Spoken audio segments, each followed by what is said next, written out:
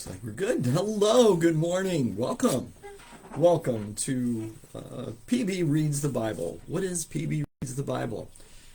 Well, PB is me, Pastor Brian. I'm the pastor here at St. Andrew's United Methodist Church in Milton, Pennsylvania. Excuse me. And PB Reads the Bible is a small group. It's where we gather together across distance and across time to look at different books of the Bible and slowly make our way through them, slowly read through them, and see what's going on, what's taking place. And I read out loud. You follow along in your Bibles, or you just listen as I read. And then I share commentary on it. I will say some things as far as what's actually taking place in the story. Where are we at here? There we go. That works good. Can delete that because that's not what we're doing today. Wonderful. So it's a small group. Numbers vary, and you're welcome to join us once in a while, or you can join us every day for it. And this is day one. This is the first time I'm doing this here at St. Andrew's. I did do it at a prior congregation, a prior appointment, and we had success. People really seemed to enjoy it and learned a lot about the Bible. So we're going to start it here as well. So, excuse me. Feel free to check in. Let me know you're there. Post a comment on the stream here on Facebook, and let me know that you're there. Extend greetings to each other. Since it's a small group, I put it this way: small groups share life together. Small groups share life together. What does that mean? That means we care about each other. We, as Paul writes, rejoice when others rejoice and mourn when others mourn. So if there's something that you are celebrating, we want to celebrate it with you. And if there's something that's got you worried, something that you're concerned about, something that you're mourning, please let us know, because we want to be in prayer about that. We want to be there with you. We want to show our concern. We are concerned with whatever is concerning you. When I say we, I don't just mean me, I mean all of us in this small group. So let us know what those kind of things are. If you're uncomfortable putting any of that stuff on Facebook, the comment section, I get it. You can always send me a text, 570-351-1619. And I will make sure to keep those things confidential, so to speak, if that's what your desire is, to not share. And then I will continue to keep them in my prayers. Now, since this is, I'm doing this live, but you might be watching, you might be joining our small group at a different time of the day, because for me, it is Tuesday, 9:04 a.m., and it's Tuesday, September 10th, by the way.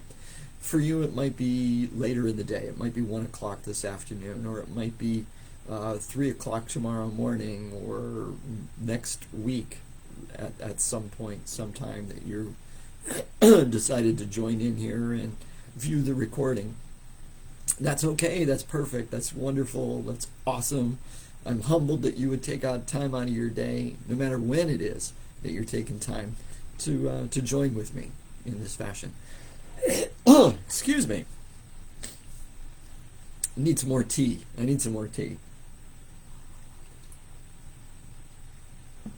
All right. So we're going to get into it. The first thing we're going to do though is have a prayer and an announcement or two.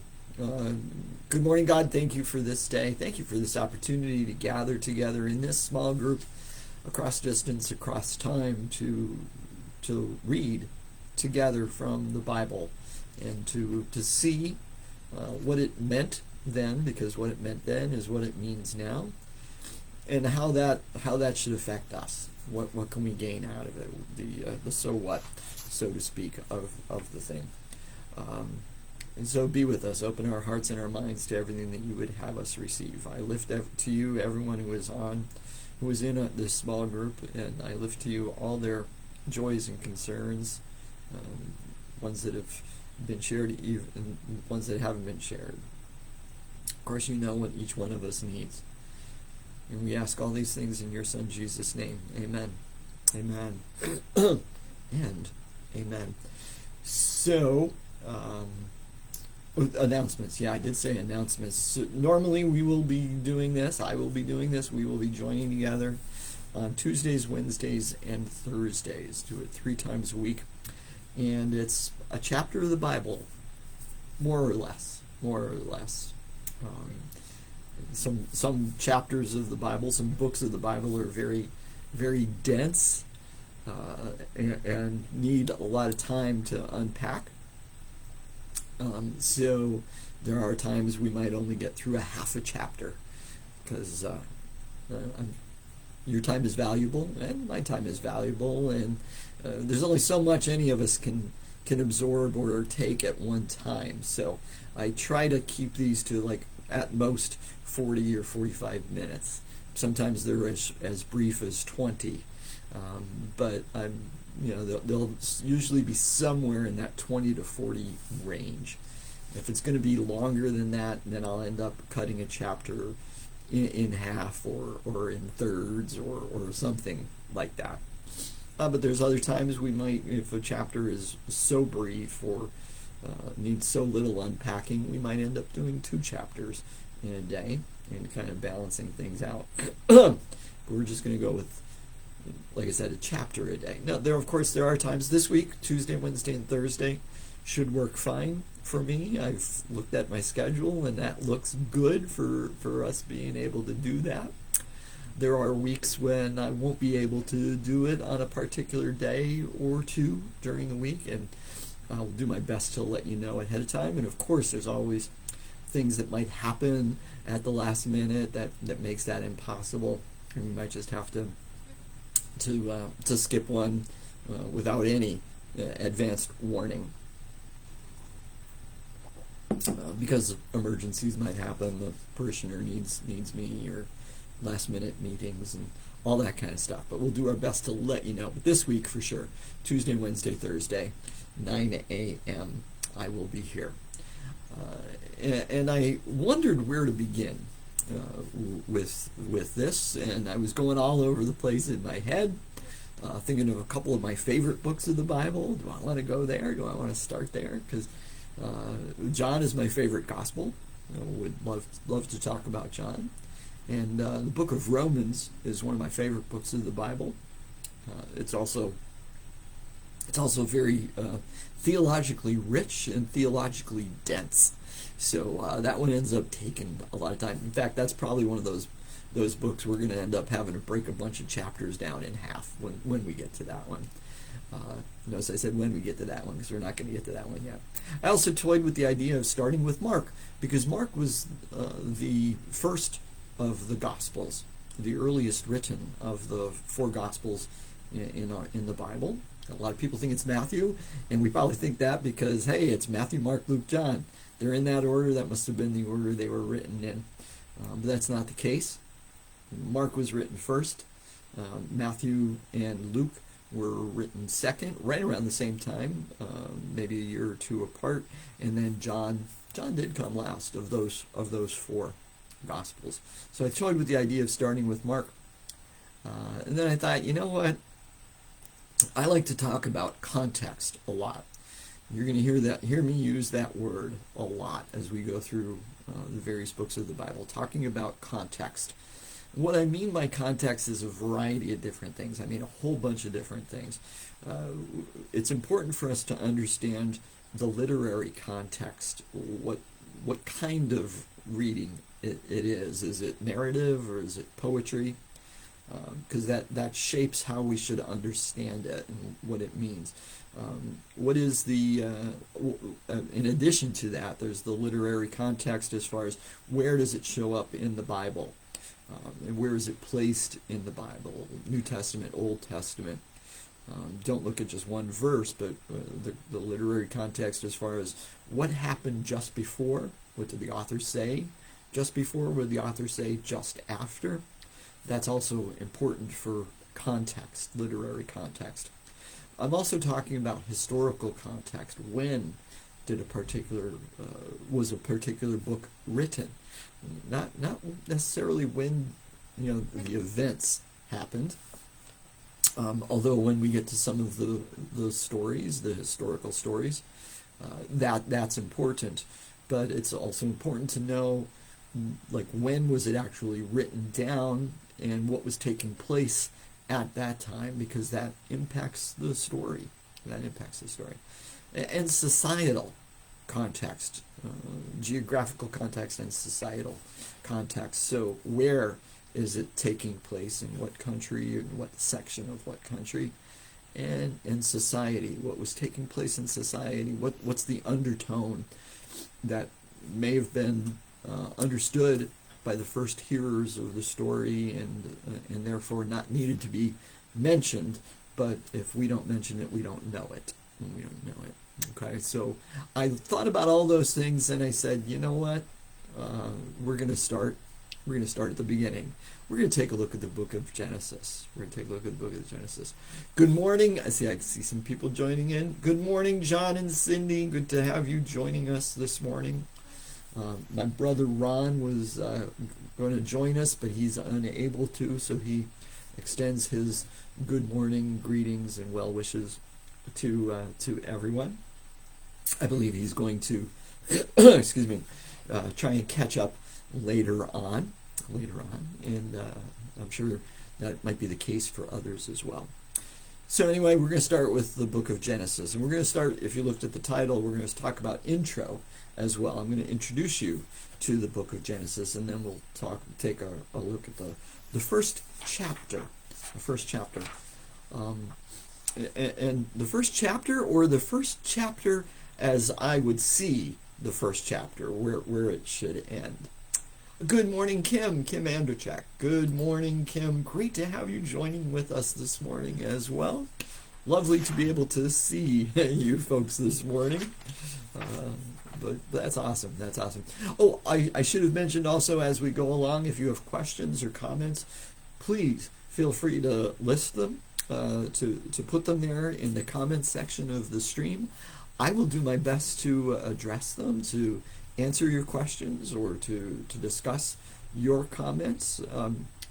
And please know this: if I don't do it, I'm not ignoring you. But I have found in the past that sometimes the comments don't show up right away. Okay? Sometimes the comments don't show up right away. I don't see them until after I end our live session.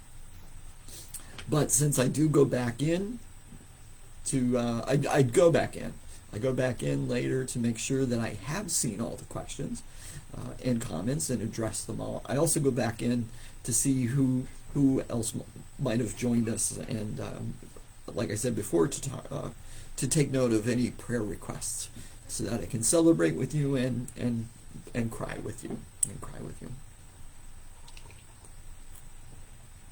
So we're going to take a look at Genesis. Now here's the thing about Genesis. Of course, Genesis is the first book of the Bible, right? Genesis is the first book of the Bible, and in Hebrew, Genesis means in the beginning, or something like that, including the word beginning. And that's where the name of the book comes from, right? And it's the very first words in Hebrew, in the Hebrew version of the Bible, of the Old Testament.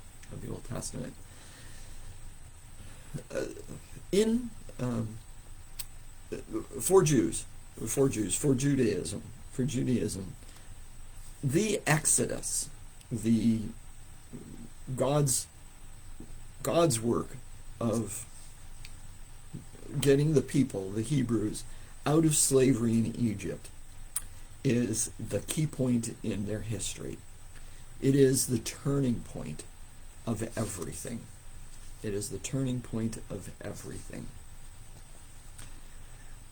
And so we can see Genesis, because even though Genesis comes first in the Bible, doesn't mean it was written first, or that it was spoken first. Some of the stories in the book of Exodus are older, including the story of the Exodus itself. The escape itself is older. As a way of trying to understand why God was so concerned about them, the Hebrews felt the need to go back. And that's where the stories of Genesis come from. At least this is one understanding of it. Okay? So we can see, I'm a science fiction fan, nerd, you might say, especially when it comes to like Star Wars. Exodus is kind of like the first trilogy of Star Wars. Okay, it's episodes 4, 5, and 6. New Hope, Empire Strikes Back, Return of the Jedi. The book of Genesis then can be seen as the prequel to the Exodus. So it's like the Phantom Menace, Star Wars Episode 1, 2 and 3 as well, Attack of the Clones, and Return of the Sith, or Revenge of the Sith. So we can see Genesis as the prequel. They felt the need to go back to explain why God was so interested in them, and also to explain why God was needed, in particular for forgiveness of sins. A different understanding of how that happens than for Christians, of course, but that's because theology grows and learns and stuff like that. So you might have been told that the first 5 books of the Bible are called the Pentateuch. Meaning 5. Okay, 5 books: Genesis, Exodus, Leviticus, Numbers, Deuteronomy. You might have been told that those 5 books were written by Moses. They definitely weren't. Why do I say that? Because some of the stuff that takes place in them takes place after Moses died. So right off the bat, he couldn't have written like the ending of Deuteronomy because he's dead. But now the argument would be, well, he wrote most of it and Joshua finished it up. Okay. No. The people at the time of Moses actually weren't literate. They didn't write things. They spoke things. They told stories. And so it's important to remember that much of the Bible, especially those opening chapters and into the Psalms and things like that, were oral stories long before they were written down. And so, as might happen, stories as they get told get enlarged, and that's slightly exaggerated. That's okay. The other thing is that, and we'll get into this into some other times too, is understanding how the Bible has been translated over the years. Obviously, if I want a copy of the Bible, I could just order one on Amazon. But if I want a copy of a page or a chapter, if I want a copy of anything, I can step outside of my office and there's a copier, printer right there. I just set it on the glass, hit copy, boom, and I can make 100 copies or 1,000 copies or 1,000,000 copies if the machine will take that in a matter of minutes. Or even without that printer, we can take it to Staples. If you've got a whole lot of things you want to copy, that's probably the better way to do it. You go to Staples and you can print off as many copies as you want in no time. Or your local print shop, if you want a whole book that you wrote to be printed, you do that, right? They couldn't do that 2,500 years ago. So, well, actually couldn't even do that 1,000 years ago. Or 600 years ago, right? So what they had to do was hand write it and read it and write it, transcribe. And that gets tricky, and if you slip with your pen, it's very easy to change 1,000 to 100,000. It happens. It's very easy, and it's easy to change a name because you misplaced a letter. It's okay. Right? So we just have to understand those things as we go through here.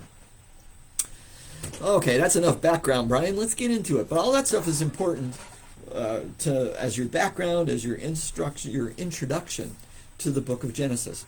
So the book of Genesis is mostly narrative, and it's a whole bunch of stories. There's a loose outline maybe in the background. It probably comes from two different traditions, maybe a third tradition of telling these stories. And it's been edited, redacted in some ways, you might say, to coalesce and become what we know as the book of Genesis. Most likely it was begun to be written down somewhere around 1000 BC, maybe even a little bit later, 700 BC. Probably wasn't finished being edited and put together until 500-ish BC, between 500 and 600 BC, which actually coincides with the time of the exile. Okay, so it maybe even post-exilic, we don't know for sure, but based on some of the writings, based on some of the way things are said, words enter the lexicon and leave the lexicon at various times in history. So when we look at some of the words being used here, we can date things. They can date things. Also, the fact of anthropomorphism comes from a different time period than some other things. Boring. All right. Now, as we go through, and you're going to find out that I might read 8 or 10, 15 verses before I stop. Then I go back and look at them, because sometimes that makes sense. Other times I might read of one verse or even half a verse and stop and have something to say. That's because there's something that I feel is very important and really needs to be addressed right away. You're probably going to see that right off the bat, because the very beginning words in our reading today are, "In the beginning, when God created the heavens and the earth." We're going to pause right there, right? That's kind of a traditional way of translating that. In the beginning, when God created the heavens and the earth. Very similar to the NIV, leaves out the when and makes it a period at the end of that. In the beginning, God created the heavens and the earth. Almost without fail, whatever Bible you might be reading right now probably has very similar words. It says, "in the beginning." However, if you're reading from a study Bible, hopefully you've got a footnote or two on the bottom. For instance, it could start with, "when God began to create." Okay? When God began to create. What's the difference? Well, here's the difference. In Hebrew, it's actually the middle of a sentence. In Hebrew, it's actually the middle of a sentence. It's not the beginning of a sentence. The Bible starts in the middle of a sentence. Now that's symbolic. That's symbolic. Here's things. It's symbolic of the fact that time was before this happened. Okay? Time existed.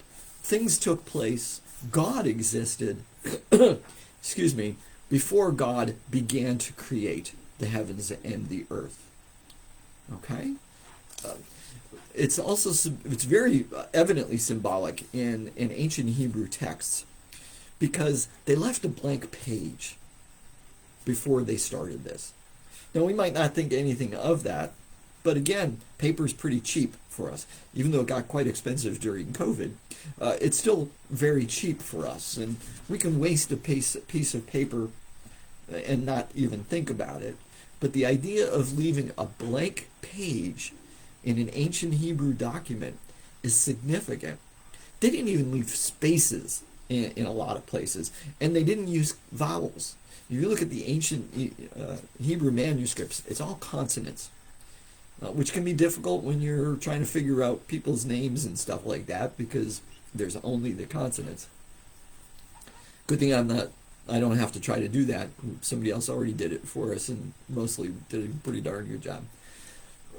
But the point is, the ancient Hebrew writers were pointing out the fact we don't know everything that there is to know, and that there was existence before God began to create. So I like that translation, "when God began to create." if we start off with the words "in the beginning," it sounds like that's right at the very beginning. But since keeping the context of the Hebrew starting in the middle of a sentence, the fact that they left a blank page, showing that something else was there before, that it wasn't actually the beginning of time, but it is the beginning of when God started to create the heavens and the earth. Okay. In the beginning, when God created the heavens and the earth was a formless void, and darkness covered the face of the deep, while a wind from God swept over the face of the waters. Pause again. We're going to pause again. A couple of important things. Darkness covered the face of the deep. Deep is waters. That would refer to waters, not like a deep chasm or a deep emptiness, but deep waters. And water is very symbolic in the Bible, especially in the Old Testament, but also in the New Testament. And it's symbolic of chaos. It's symbolic of chaos. So what the author is saying is, when God began to create, there was chaos, but a wind from God swept over the face of the waters. And that word wind is ruach, which also means spirit or breath. Okay? Spirit or breath. So we can change it. It can mean a couple different things based on which way we say it. In fact, the NIV prefers to use the translation Spirit of God. It can mean spirit, it can mean wind, it can mean breath. All of which are important, all of which have their own little twists to what it means, especially when we get further into the stories. But the fact is, God is over the chaos. That's what the author wants us to know and to understand. To know and to understand. Continuing, verse 3. Then God said, "Let there be light," and there was light. And God saw that the light was good. And God separated the light from the darkness. God called the light day, and the darkness he called night. And there was evening, and there was morning, the first day. Pause. We're going to pause there. Now, a lot of people try to read this very literally. People try to read this very literally. I'm going to caution you and suggest to you not to do that. Okay? The Bible is not meant to be seen as a science textbook, nor is it meant to be seen as a historical novel. There are pieces in it that are historical, but even they are not to be read as historical. They're to be read theologically, because it's not history, it's his story. No, it's God's story. Whether it's his story or her story, it doesn't matter. It's God's story. It tells us about God, it tells us about humanity, and it tells us about the relationship between God and humanity. So when we read the creation stories, and yes, you heard me right, that was a plural. Today we're going to read the first creation story. Tomorrow we're going to read the second one. When we read the creation stories, we're not to be reading them as historical and actual events, and that this is the how of creation, how things came to be. Because that's not the intent. And this isn't something new. This isn't something even 20th century. We can go back a few hundred years to the time of John Calvin. John Calvin was the second generation of the early reformers. And he is the founder of Calvinism. It was named after him. Currently, the Presbyterians would trace themselves to Calvin, but the Puritans were Calvinists. The Puritans were Calvinists. Now, when we think about the Puritans, and we even use that word, oh, don't be so puritanical, we think very rigid and strict and all of that stuff. So here's what John Calvin says about the book of Genesis, and this is a slight paraphrase because I don't have the quote, but it's pretty darn close to exactly what he said. Anyone who reads Genesis, anyone who reads the story of Genesis, the creation story, literally is a fool. Ooh, that's a little harsh, John, but John could be harsh from time to time. I think what he meant is, because fool actually in the Old Testament is a different thing, basically. I think what John was trying to say is if you read it literally and think that this is exactly how creation took place, then you're missing the point. You're missing the point. You're missing the larger picture. The larger picture. When I was in seminary, one of my professors of Old Testament, she said there are two things. We might be concerned with fact. There's fact and there's truth. She said there's fact and there's truth, and there's truth. The Bible isn't as concerned about fact as it is about truth, especially when we're talking about these creation stories. What is the truth? The truth is, here's the difference between fact and truth. Fact is 2 + 2 = 4. Boom. It's provable, it's verifiable, it's universal. It's universal. Truths are a little bit different and a little bit harder. They can be accepted, but they can't be verified or proven in quite the same scientific way. I love my wife is a truth. Can I prove that to you? Probably not, and probably not scientifically, so to speak. Definitely not scientifically, so to speak. So rather than concentrating on fact, when we're reading the Bible, especially these ancient stories from Genesis and creation, rather than concentrating on fact, let's look for the truths behind them. So while some might say the facts are how God created and when it took place, the truth is who did the creation and why, because that is what the stories are all about. It's the fact that God is the active participant, the active party in creation. And the reason for it is love and relationship. Okay? And by thinking of it this way, we can get away from that whole wrap-up of what's a day and what's a night. And people try to justify and make exceptions and prove creation inside of time by saying, "Oh, well, a day doesn't mean a day; it's just a figure of speech." Not exactly, because when we look at it a different way, a day is a day. Good morning, Tina. Great to have you joining us this morning as well. All are welcome. It doesn't matter if you're here on time or not. All right. So, picking up from there, verse 6. And God said, "Let there be a dome in the midst of the waters, and let it separate the waters from the waters." So God made the dome and separated the waters that were under the dome from the waters that were above the dome. And it was so. God called the dome sky. And there was evening and there was morning the second day. Pause. Here's another place where we can't think of this literal, because literally a dome, and this is what they mean when they say it, you got to remember flat Earth, limited size of Earth, right? Just this Middle Eastern, that's all they knew to exist was a certain area of land. So it's flat, okay? And literally a dome, a hard structure planted, meeting the ground and going up in the air. That's literal dome. So we don't think that, right? Because we know that it doesn't exist, but that's what the story is talking about. And it's a physical structure that separates waters above, waters below, and sky in between. And God said, "Let the waters under the sky be gathered together into one place, and let the dry land appear." And it was so.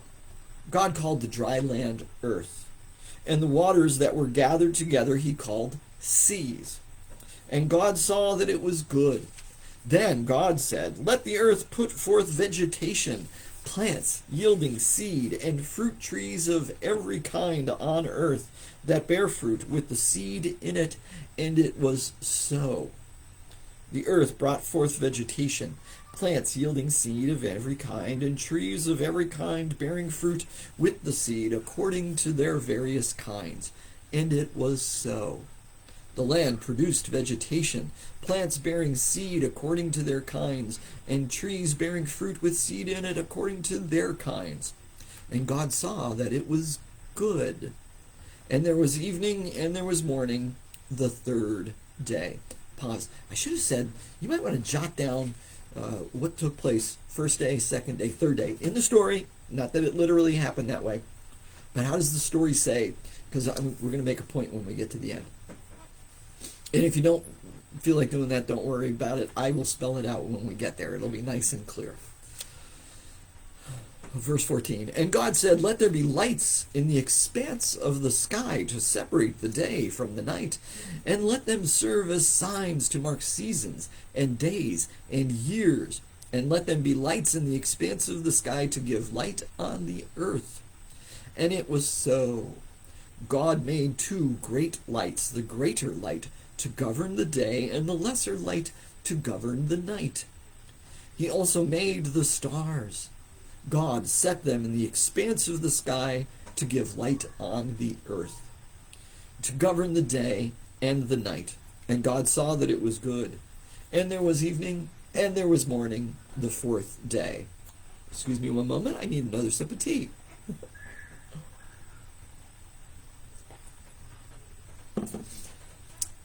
Picking up again, verse 20. And God said, let the water teem with living creatures, and let birds fly above the earth across the expanse of the sky. So God created the great creatures of the sea, and every living and moving thing with which the water teems, according to their kinds, and every winged bird according to its kind. And God saw that it was good. God blessed them and said, be fruitful and increase in number, and fill the water in the seas, and let the birds increase on the earth. And there was evening and there was morning, the fifth day. And God said, let the land produce livestock, creatures according to their kinds, livestock, creatures that move along the ground, and wild animals, each according to its kind. And it was so. God made the wild animals according to their kinds, the livestock according to their kinds, and all the creatures that move along the ground according to their kinds. And God saw that it was good. Then God said, let us make man in our image, in our likeness, and let them rule over the fish of the sea and the birds of the air, over the livestock, over all the earth, and over the creatures that move along the ground. So God created man in his image. In the image of God he created him. Male and female he created them. God blessed them and said to them, be fruitful and increase in number. Fill the earth and subdue it. Rule over the fish of the sea and the birds of the air, and over every living creature that moves on the ground. Pause. We're going to pause here a moment. I should go back. Because verse 26, right? Verse 26. Yes, sorry. I have NIV and NRSV right next to each other. I just need to be careful. In fact, I think I might have read some from the NIV. I'm sorry about that. I slipped. All right, but verse 26. Then God said, let us make humankind in our image, according to our likeness, and let them have dominion over the fish of the sea. So we're going to pause again. Let us make humankind in our image. That's, in Hebrew even, it's a plural. It's a plural. It's not saying God is a singular. It's saying us. Let us make humankind. Now, it's understood differently by different traditions. The Jewish people might say, even though it's plural, might say that it's God and he's talking to the angels or some of the other lesser eternal beings. Other traditions may say other gods, because there is actually some evidence and some theological statements in some of the places, including in the Psalms, that there's God and there's other gods. And so God might be speaking to them when God says that. When God says that. As Christians, we can look into that and say, us, and we might say, the Trinity, Father, Son, and Holy Spirit, let us make mankind in our image. Notice in this story, in the first creation story, it's let us make them. It's not just one, and it's not just male. It's God making male and female, right? Let us make them male and female. And so picking up from there, I'm going to start with 28 anyway. Like I said, I slipped and I was reading from the wrong Bible. God blessed them, and God said to them, be fruitful and multiply and fill the earth and subdue it, and have dominion over the fish of the sea and over the birds of the air and over every living thing that moves upon the earth. Pause. And dominion we should think of as take care of. Okay, we might think of dominion as harsh, but in the ancient times, the king had dominion, and the responsibility was to take care of. It's when they screwed up and became tyrants that things were wrong. Continuing, 29. God said, see, I have given you every plant yielding seed that is upon the face of all the earth, and every tree with seed in its fruit. You shall have them for food. And to every beast of the earth, and to every bird of the air, and to everything that creeps on the earth, everything that has the breath of life, I have given every green plant for food. And it was so. God saw everything that he had made, and indeed it was very good. And there was evening and there was morning, the sixth day. Just going to pause. I hope you caught that because I emphasized it. Very good. Not humans. God saw everything that he had made, and it was very good. Each day's creation ended with the statement of, God saw the light and it was good. God saw the animals and it was good.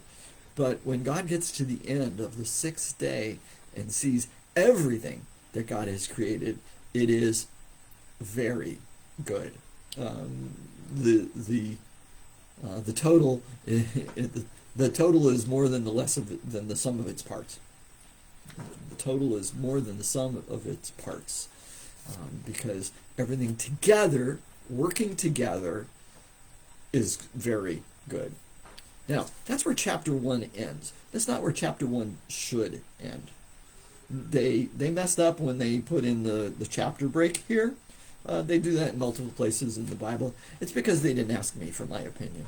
But actually that first creation story continues for 3 more verses. So we're going to read the first 3 verses of chapter 2. And I promise we'll be finishing up soon. Thus the heavens and the earth were finished, and all their multitude. And on the 7th day, God finished the work that he had done, and he rested on the 7th day from all the work that he had done. So God blessed the 7th day and hallowed it, because on it God rested from all the work that he had done in creation. End of our reading for today. Okay, end of our reading for today. We will pick up from there tomorrow. So when you think about the 10 Commandments, there's 2 versions of the 10 Commandments in the Bible, and one, they both have about keeping the Sabbath. One is the idea of resting, not only themselves but also everybody else, including their slaves. However, the other version of the 10 Commandments puts the spin on it as far as keeping it holy and worshiping God. That seems to come from a different tradition, a Deuteronomistic tradition. We'll get to there at some point, I'm sure. But this is the purpose behind the Sabbath, that God rested. And we're called to rest also. God doesn't want us to be constantly working. God rested not because he needed rest, but because he wanted to enjoy what he created. And we are called to also enjoy what God created.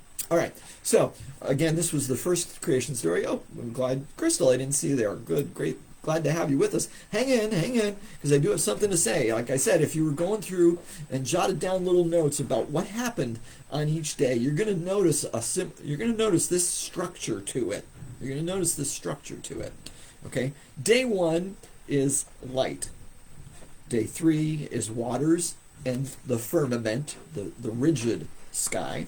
Day 3 is, that was day 2 was waters and the firmament. Day 3 is dry land and vegetation.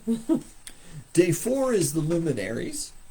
Day 5 is fish and birds.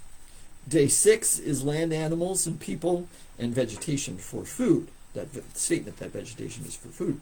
So here's the point. Oh, Tim, don't leave yet, people. Don't leave. Hang on. Here's my point for this. If you put those 6 days into 2 columns, 1, 2, 3 here, 4, 5, 6 here, you'll see something. Because day 1 is light, day 4 is luminaries, stars, sun, and moon. Ooh, interesting, right? Or stars, I should say. Right? Isn't that interesting? Day 1, day 4, they parallel each other. Day 2 is waters and firmament. Day 5 is fish and birds. Day 3 is dry land and vegetation. Day 6 is land animals, including humans, and the statement that vegetation is for food. Ooh, it's poetry. The first creation story is really poetry. It's written in a narrative fashion, but we see this chiasmic structure, I guess it would be called, or it's a parallel structure. It's a parallel structure. Day 1 and day 4. Day 1 is creation of light. Day 4 is the placement of stars. Day 2, so it's like, here's light. What do we do with it? Well, I'm going to put stars in place. Day 2 is waters and firmament, so it's just empty water and empty sky. Day 5 is the animals that live in the water and in the sky. Okay? So we see this lovely parallelism taking place between each of those things. All right, my friends. So that's it for day 1, for our first session of PB Reads the Bible. Sorry, I ran a little bit longer, 9:47. I talked too much at the beginning, didn't I? I'm sorry about that. But hey, we get to know each other. You're gonna maybe have a better understanding of how I read the Bible and interpret the Bible. Hopefully, you learned something today. So thank you for joining me. I hope you learned something today or relearned something today. And here's the thing I'm going to ask of you. And I ask it a lot of people. As you go about your days, not just today, but every day, keep those eyes and ears, both physical and spiritual, open to everything that our living, loving, active God, because our God is still active and still creating. Keep your eyes and ears open to everything that God is doing, our God is doing. When you see it, when you hear it, say, thank you, God. And then tell somebody about it, including me. Miracles still happen, folks. Miracles happen every day, but we miss them because we're not looking. Thank you, my friends. Have a blessed day. Hope to see you again soon.